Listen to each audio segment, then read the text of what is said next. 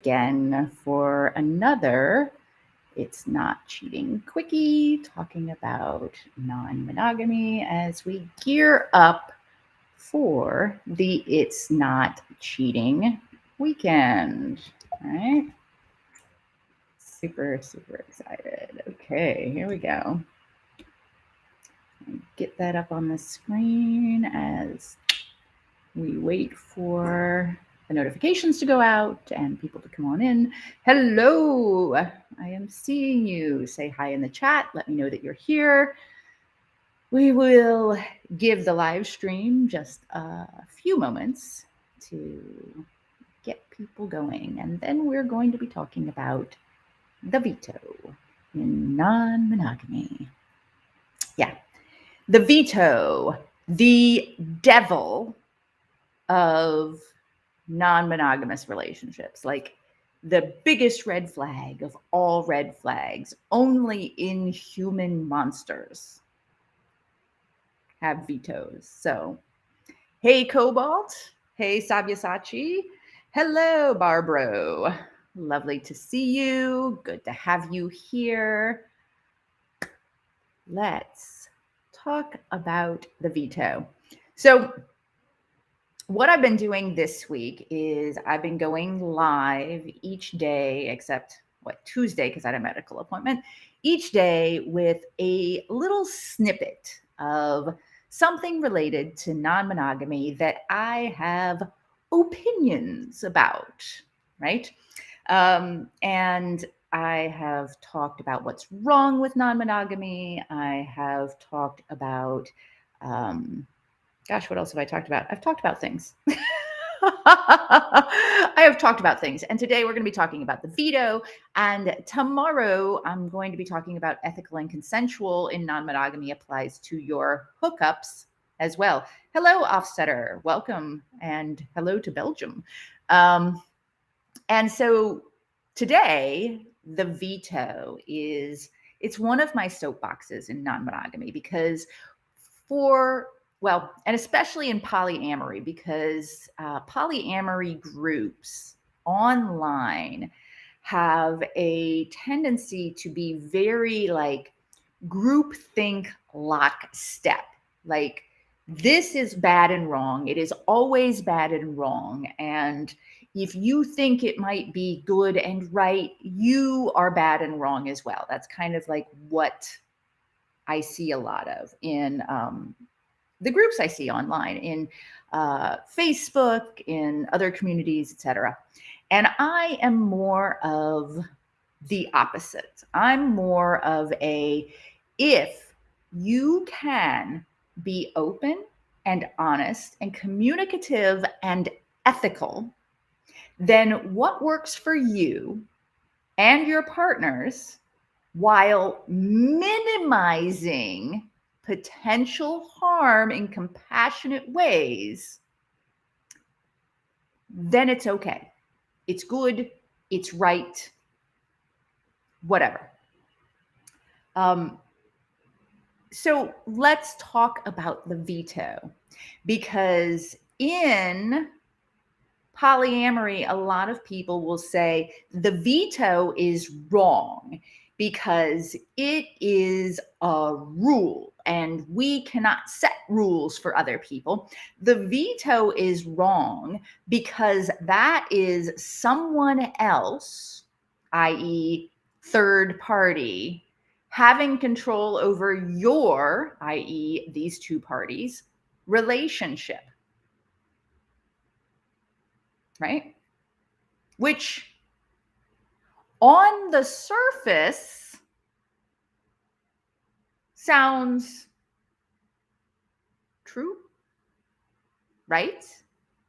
Like, it's not fair if that person tells me, or worse, tells my partner how to run my relationship.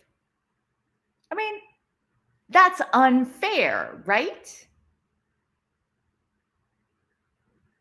It is unfair. Here's something though, and I think you know this. First of all, life isn't fair. I'm just going to throw that right out there. Life is not fair. Simple. But more than that, let's talk about the ethics of a veto. Okay, so veto, the standard way this works is you have a couple, a primary couple, often opening up their relationship, right? We're going to take these steps into non-monogamy. And if you do somebody, I was going to say something, but if you do somebody that I don't like, or if I do somebody that you don't like, we're going to protect this core relationship that might have kids and a home and finances and whatever. We're going to protect this from interlopers, right? The bad guys, whatever that means. Now, generally speaking, deciding ahead of time that anybody I don't like is somebody you shouldn't interact with, to me, is unethical. That is unethical behavior. There's more to it than that, though. And I think it's really important to kind of dig down in. Now, gonna pause for here, a couple of things. Sabyasachi has found my cooking experiments. Yes. Let's see. Cobalt. It's tempting to want to get a sense of what the right way to do it is. Absolutely. Absolutely. But the challenge is that if we try to break it down and make it too easy by saying, hey, what's the right way? And we go into a group and there's group think going on, right? And they all say, okay, this is the right way. Well, is it? How do you know? I'm not sure if y'all were Elvis fans. I'm not a huge Elvis fan. And he had an album that was like 10 million Elvis fans can't be wrong. And I was like, oh no, they can, right? I like Elvis, but I mean, you could fill that in with 10 million or 10 billion, I don't know how many, Justin Bieber fans can't be wrong, right? And poly groups online with this whole group think going on, they're not 10 million. And they can all be wrong.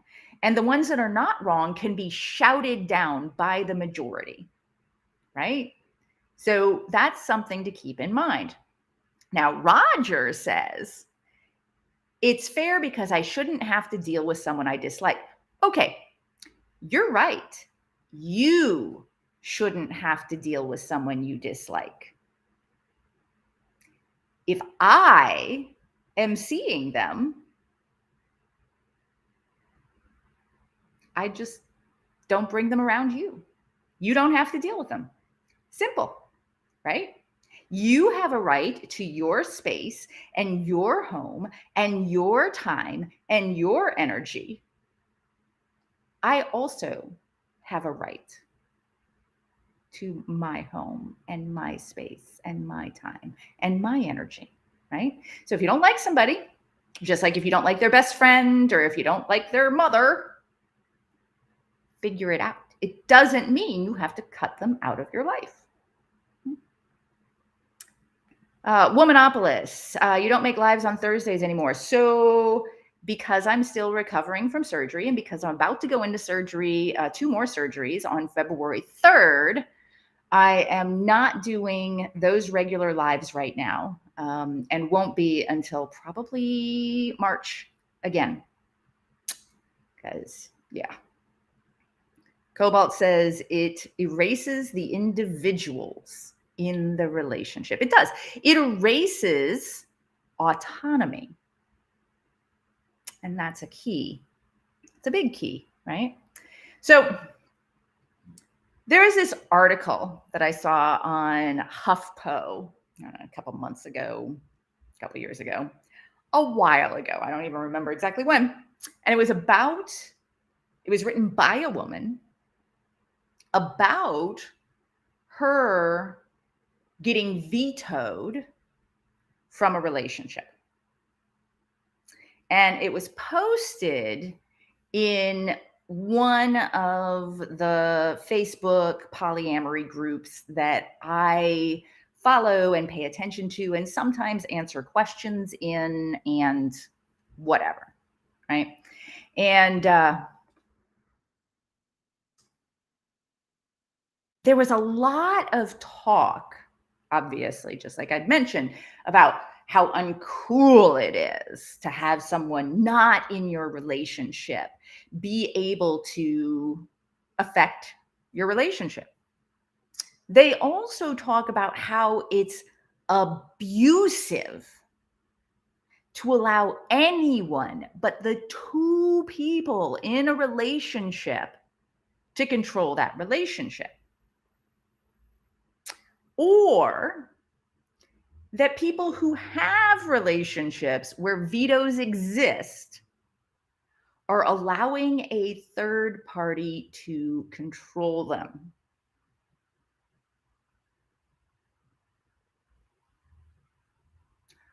Wrong. Wrong, wrong, wrong, wrong. Most of the time, that is wrong.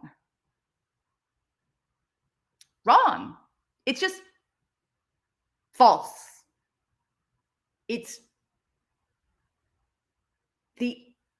anyway, it is wrong for exactly the same reasons that people who are cheated on blame the side piece and not the cheater.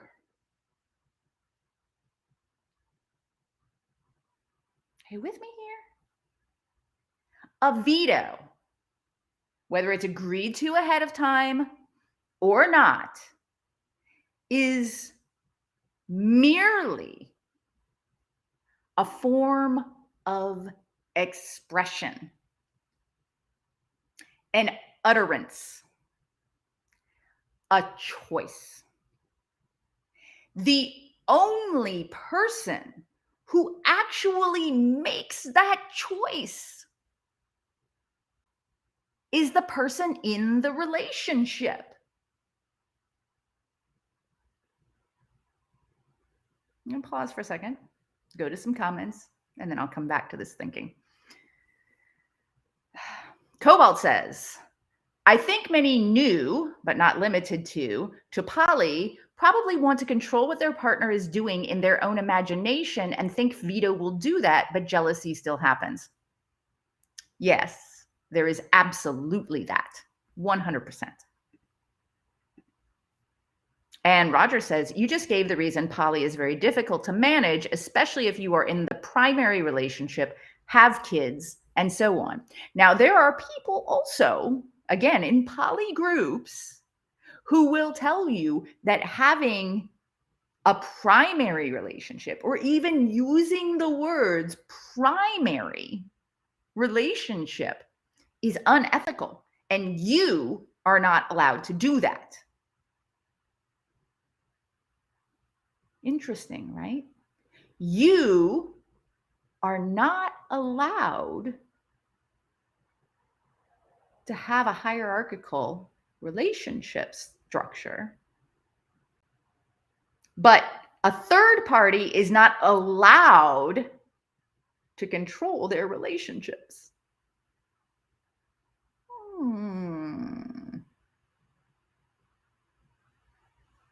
A third party is wrong and bad for wanting to control a relationship between two other people. And yet an entire group of people will tell you you are wrong and bad for doing the things that work for you and your partners.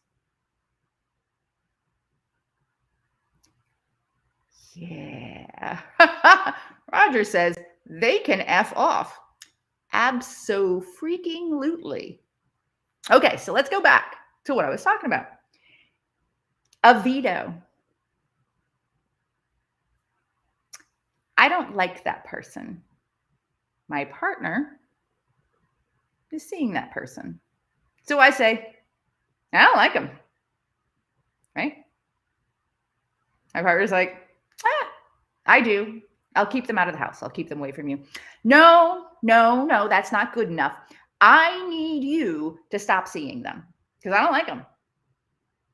Right? What am I doing? I'm expressing myself. I don't like radishes. So my partner says, I like radishes. I'm going to keep eating radishes. I won't put radishes in your salad. I won't bring radishes around you, really. I mean, I'm not going to put them where they're going to affect you, but I like radishes. No. You have to stop eating radishes because I don't like radishes. Okay. So, what I'm saying here is that a veto is communication. It's a form of expression, right? I am saying what I want. The person in the relationship, the person eating the radishes, is the person that makes the choice to do what I want, or to maintain their relationship, or to keep eating radishes. I don't have control over their relationship. I could shout at you all day about ending your relationship because it makes me uncomfortable, and you'd probably think I was a twat, right?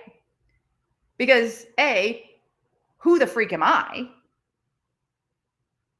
And B, you would know that if you wanted to end your relationship, you would do so because that's your choice and you don't want to. Same when it's your partner telling you to end a relationship with someone else. It's your choice. And if you're in a relationship with that someone else and their partner says, I don't like that person, I want you to leave them, it's their choice. And if they don't choose you because someone else told them not to, they are not making a choice between you and that someone else. They're making a choice between you and the hassle of working things out, or between you and the arguments they don't want to go through, or between you and the poor relationship choices they've made so far in their lives, or between you and standing up for their boundaries and what they want in life, right? Ultimately, if they leave you because someone tells them to, they're just simply not choosing you. They could leave you because, I don't know, they rather, take the year and go kangaroo watching in Australia. Same difference, right? They're just not choosing you. It's not important enough to them at that moment, with whatever pressures are being put on them, to choose you. It's no different than if they made the choice between you and a new job. You and more time at the bumper car arcade. Between you and their desire to sit on the couch eating Cheez-Its and watching reruns of 90210 to mentally relive their best years, right? Only one person can make that choice. And if they do make that choice, honestly, it's only tangentially related to the other person.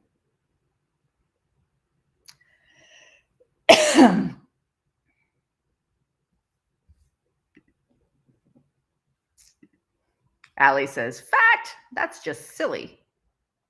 Cobalt says, I got accused of trying to veto sex when it was in front of me, and I was not consenting to it because I wasn't there with the paramour yet. It's hard being yelled at for wanting to go home. Yeah, absolutely.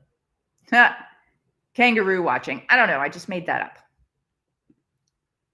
Roger says, I may not have control, but they need to realize they may be damaging the existing relationship and make a choice.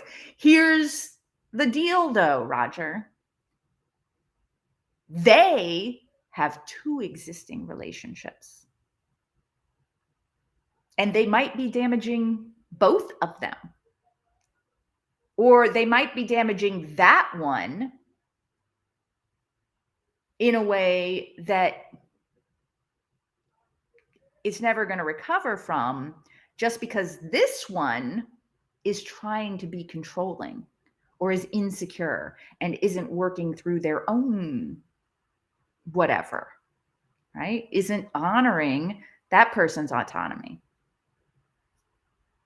But here's the thing. That's your right. If you're in that position, if I say to you, Roger, it's me or that skank over there, and you choose me, that's your choice. If you choose that skank over there, that's your choice. If you say, I refuse to choose, I love you both, and if you choose to leave me because of this other partner, that's on you. However, I'm willing to work with you on finding out a way that we can make this work for us all, right?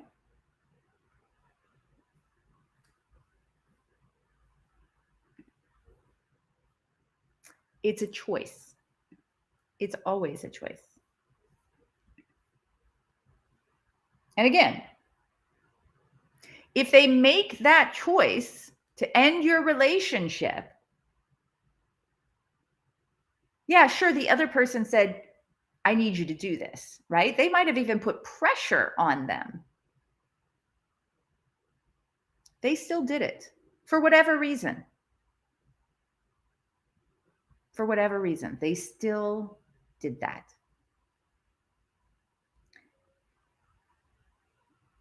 And blaming the other person when somebody vetoes your relationship with your partner, blaming the other person is easy, right?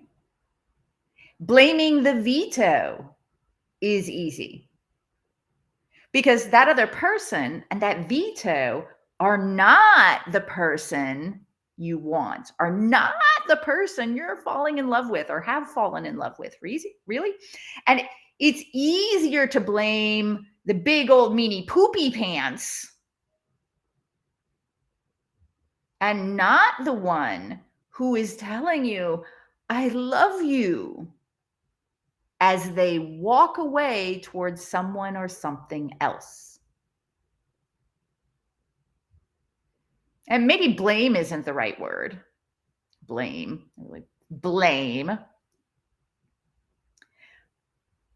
But when people walk away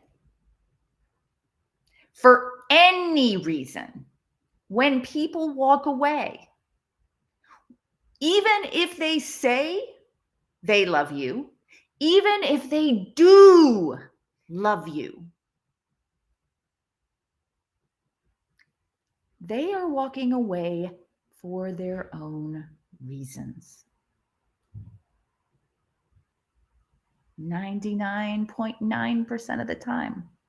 Now, let me add in a caveat. There are extreme examples of people being abused, people being held hostage by finances, by children, by all of these things. They exist. I'm not saying they don't. Maybe it's even 1 out of 10 people. Overall, though, when it comes to this sort of thing, people are making the decision. They are choosing someone or something else, even if it's just, I want peace of mind. I don't want to deal with the arguments anymore. I don't want to work through this because that's a huge hassle. I just want to shut them up. They're choosing that over you. And here's the thing. In my opinion, if you're going to be ethically non-monogamous, then you have to understand that any reason, even if it's you don't like butter pecan ice cream, and what monster doesn't love butter pecan ice cream? Any reason they choose to leave you, any reason they choose to walk away is okay. It's that simple. Nobody is required to stay in a relationship with anyone that they do not want to stay in, that is not worth fighting for, that takes too much time and energy, that hurts them, that wears them down, that doesn't fill them up in the way that they need, that causes all the other relationships in their lives to go haywire, whatever. It doesn't even matter the reason. We like to look for reasons because, why is mental masturbation? But it doesn't matter. The only reason you need is because I'm choosing it. It's that simple. So, Roger, I'm with you. If they say they love me and walk away, it's probably for the better. If they don't say they love me and walk away, probably for the better. If they walk away,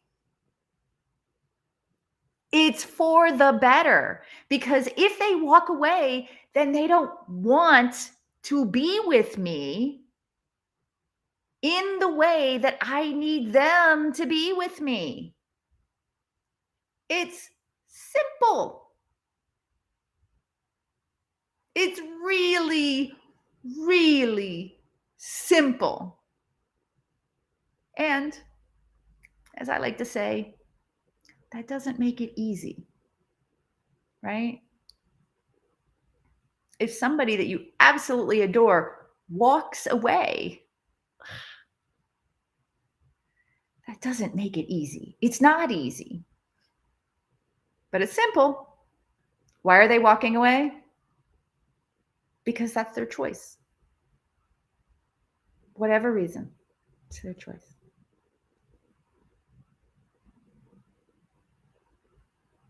Whatever is piled up against you on their side of the relationship, on their brain, that outweighs you. And that might be a veto. And absolutely, every single person who says, I will not have a relationship with somebody who says that they have a veto in their relationship is absolutely valid. That is a valid choice. Just understand that just because they don't say they have a veto in their relationship doesn't mean that a veto does not exist or that a veto couldn't happen to you. And it might be more subtle, right? It might not be, I veto that person. It might be every time they go out with you, there's an emergency at home, or there's a complaint that you don't spend enough time with me and the kids, or there ends up being some sort of argument or fight afterwards that it is just not worth the hassle. And if I'm in that situation, it's just not worth the hassle? Or am I going to fight for my boundaries? Am I going to fight for my autonomy? Am I going to stand up to somebody who is trying to manipulate me? If the answer is no, because I don't have the time right now and I'm stressed and, I'm not in a place where I can, that's valid too. Simple. Not easy, but simple. Cobalt says, in the past, I've gotten stuck on why. Recently, I decided if someone wants to convince me we're not good together, okay, I'm convinced. Ding! Hey, you know what? I don't think this is working. Okay. I'm sorry to hear that. It felt like it was working from my end, but you know what? Your perspective is valid. Damn. I'm going to be really sad for a while and I'm going to miss you. But you have a right to your own decisions and I respect that. Whew. Yeah. It's not easy to walk away. As someone who got cheated on and did walk away, even that was difficult. Oh, like I said, never said it was easy. Never, ever said it. Well, I'll tell you what, it gets easier. It gets a lot easier. When you get practiced at saying, if I want to walk away for any reason, people should honor that. And then you turn that around for other people, it gets easier because you're giving them the honor of their boundaries, of their wants and their needs in the way that you expect they're going to give it to you. And that's where, again, I say this a lot, but that's where boundaries and ethics are two sides of the same coin. And both of them combine to make us stronger and better people. Now, again, it is absolutely valid, in my opinion, to say, I will not date anyone in a relationship where there is veto power. Absolutely. Absolutely. You know why it's valid? Because as soon as someone says, you know what, I'm going to get in a relationship with you, but my partner can end it at any time with a veto, they are telling you going into the relationship that they are unwilling to fight for you. They are unwilling to care for you. They are unwilling to continue any relationship with you once it gets inconvenient. They've already decided that. It's already a done deal. And that's valid to say, you know what? No, that's a hard limit for me. Best of luck to you in everything you do. Bye. Right? Yeah. Hey, Sir Thomas. Good to see you. Glad you could make it. So do we have any questions? I know we've been chit-chatting back and forth, sort of through this. And, I've done my little rant for today. Again, I'm doing these go live talking about non-monogamy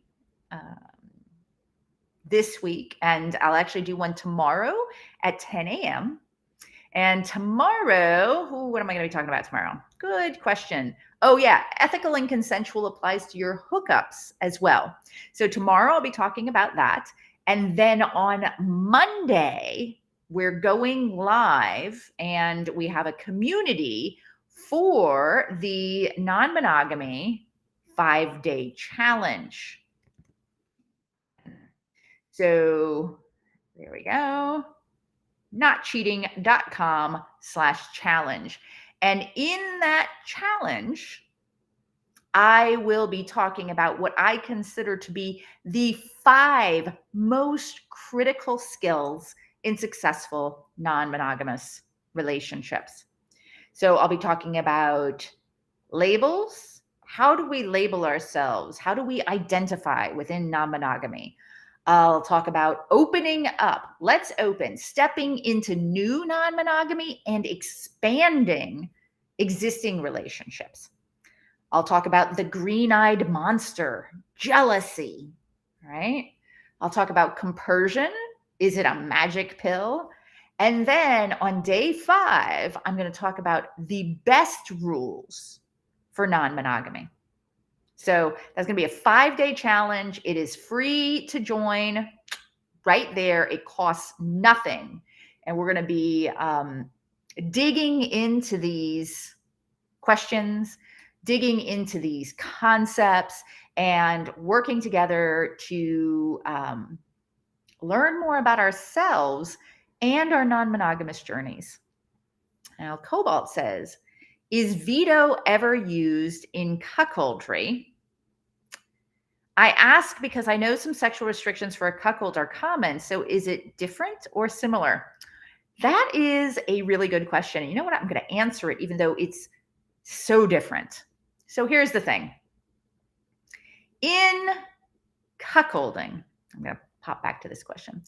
In cuckolding, there is often an opportunity for the cuckold to veto their partner's external playmates. Often.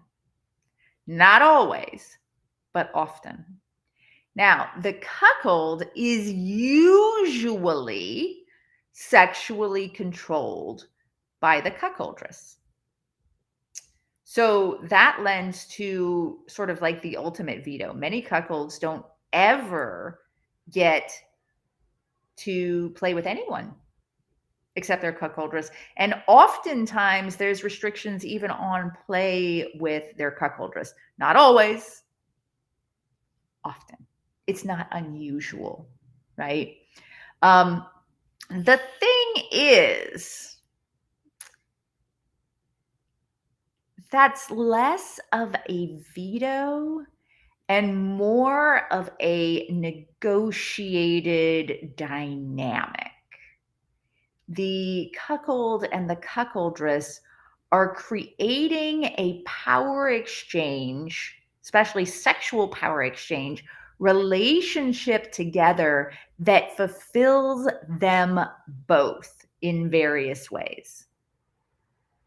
So that's the difference between like cuckolding as a kink and actual cuckolding cheating. So two radically different experiences. So yeah. Okay. So one more time, doing these little non-monogamy things because I've got this weekend coming up.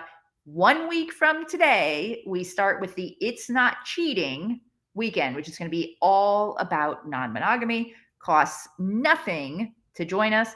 And on Monday, I'm going to be starting the 5-day non-monogamy challenge, free to join.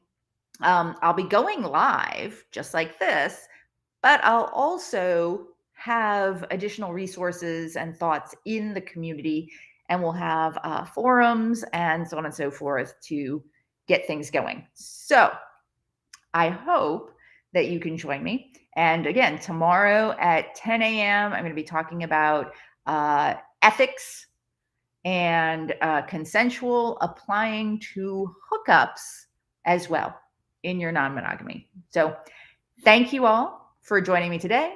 I look forward to seeing you tomorrow or next week or whenever, hopefully next weekend at It's Not Cheating. Thanks, y'all.